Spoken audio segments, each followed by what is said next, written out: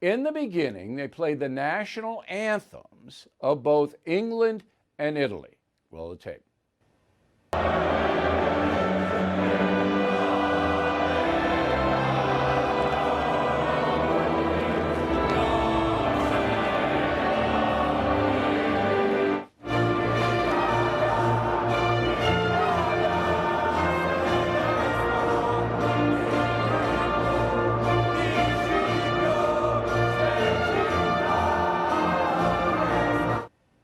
Okay, so do you notice the difference between the English and Italian soccer players and the American athletes during the national anthem?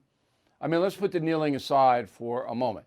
The American athletes, not too many of them singing, a lot of scratching, some spitting, a lot of this, but not a lot of singing, not a lot of, hey, we're Americans here. Not so much. And the kneeling during the national anthems, of course, is commonplace now. There was some kneeling by the English team before the anthem, but not during. During they were singing.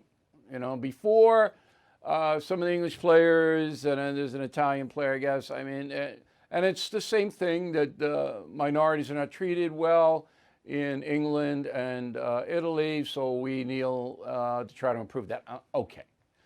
But there's a reason why they all sing when the camera's on them in the beginning. I'm going to tell you the reason in a moment. But first I want to show you one of our Olympic athletes, the despicable Megan Rapinoe.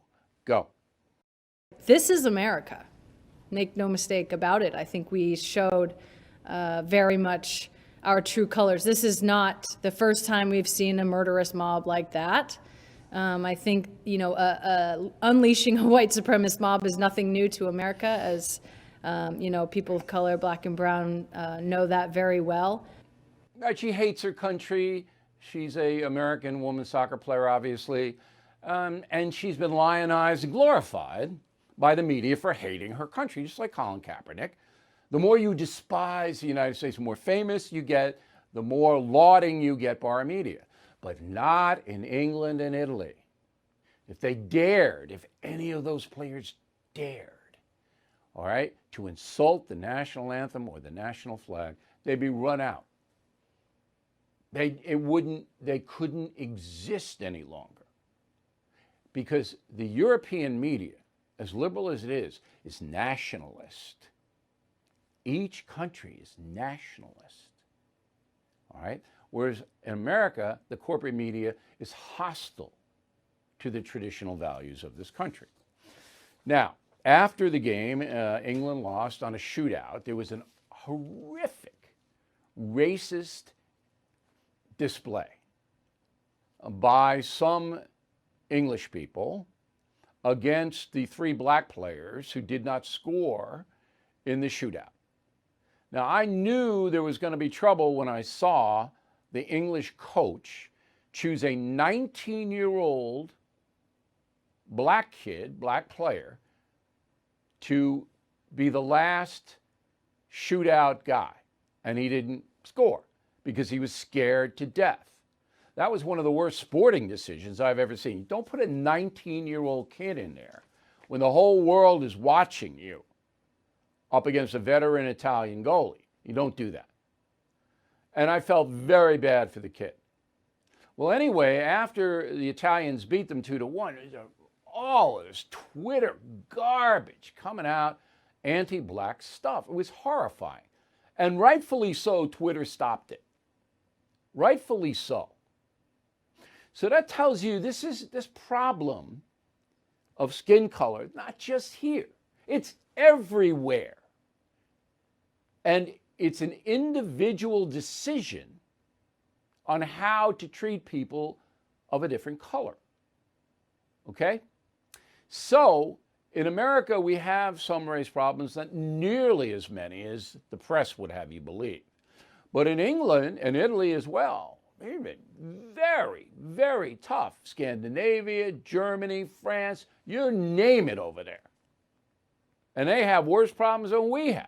And they don't even deal with the slavery issue.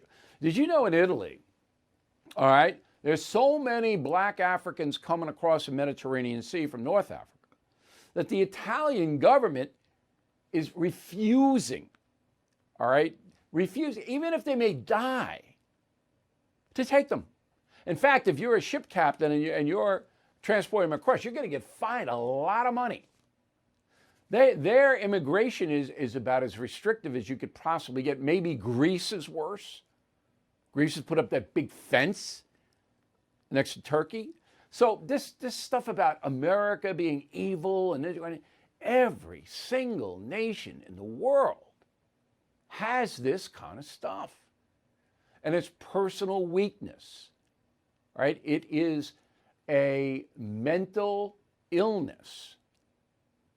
And I mean that literally, a mental illness to despise somebody of a different color and to chastise a person of a different color. And that goes black, white, black, and goes everything. It's a mental illness. And we have a lot of mentally ill people. But the difference is, in America, the press loves this because it tears down the fabric of what they see as the white supremacist society.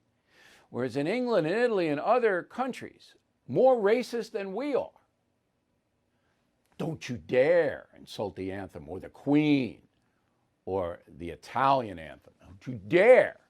You'll be ostracized. That is the difference. And very, very few people understand that.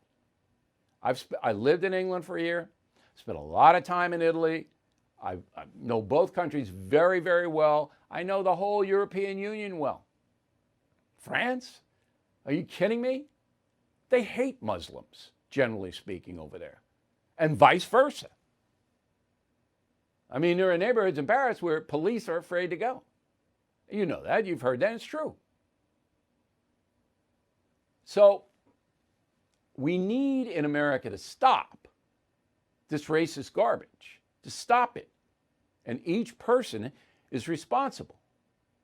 But the media here, I got to tell you, this is what the situation is.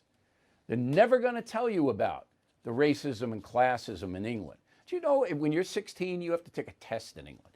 You have to take a test called the General Certificate of Secondary Education. All right? The GCSE. If you don't do well on that test, say you're a slow learner, say you don't mature quickly, you're not going to college. Because there are very few private colleges in Great Britain. And they're astronomically expensive. And the working class people can't afford them. So your kid at 16, his or her whole life is in this test. You can't like blossom when you're 18.